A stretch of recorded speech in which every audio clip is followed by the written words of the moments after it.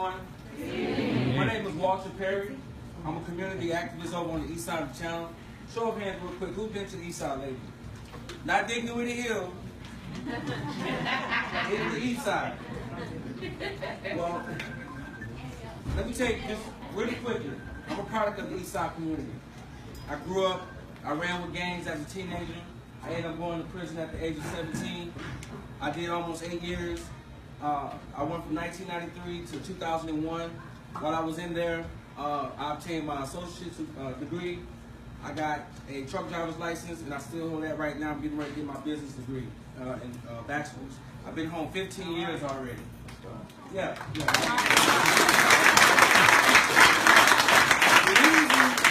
The reason why I stated that is because there are a lot of guys like me on my side of town.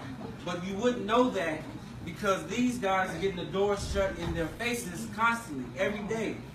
I just happen to slip through the cracks. I don't know how, but I did. Now, what I'm doing, I'm on the east side. I'm talking to a lot of these young brothers and young sisters, Latino sisters, white, because there are certain sides of the east side that we have this mentality. When you think about the east side, what do you think about? Hood, right? You think about it's going down over there. You can pretty much do whatever you want to do.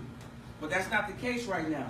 The case on the east side right now is that we've had over 12 murders since the beginning of this year. A lot of these murders have been senseless murders. Murders behind anything from a Facebook post to somebody looking at you in the store. So my fight is not necessarily just the police. That's one aspect of it. Our fight is mentally on that side of town.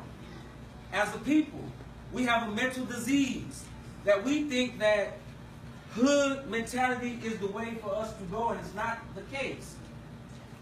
So what I'm preaching right now to my people, all the people on my side of town, because I deal with a lot of youth. I just left a youth forum just now, is that you have to educate yourself on who you are. A lot of us don't even know who we are. We have names, we have nicknames, we have street names that we got tattooed on us, we have all this other stuff, but we don't really know who we are as a people. So I'm serving as an example to people who went through these types of things, to show them that there are opportunities. But here's the problem. I just told you that there's a lot of guys like me over there, but they get doors shut in their faces because of the things that they've been through.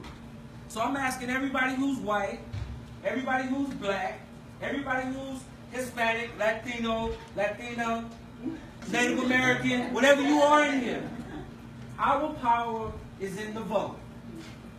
That is the true power. We can make all the programs we want to. We can save a few hundred, save a few dozen, but when you pass law, you are changing thousands and thousands and thousands of people. Who is not registered to vote in here? Tell the truth. Those that are, y'all need to get them voter registrations cards. But if you are registered to vote and you're not voting, you are part of the problem. You are a part of the problem. When you don't vote, when you don't go down to city council, when you don't know who your representatives are in your district, you are a problem.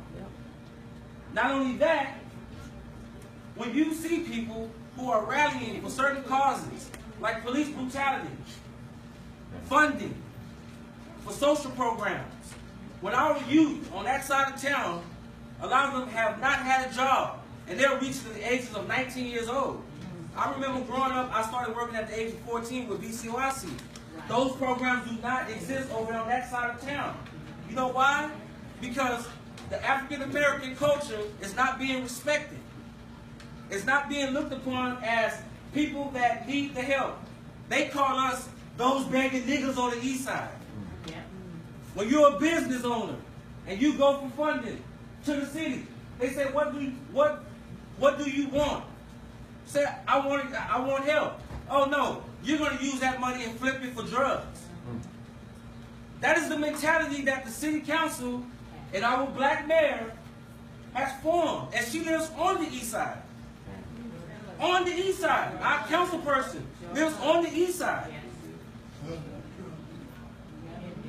She walks right outside of her yard and she looks at downtown, and she walks right back in.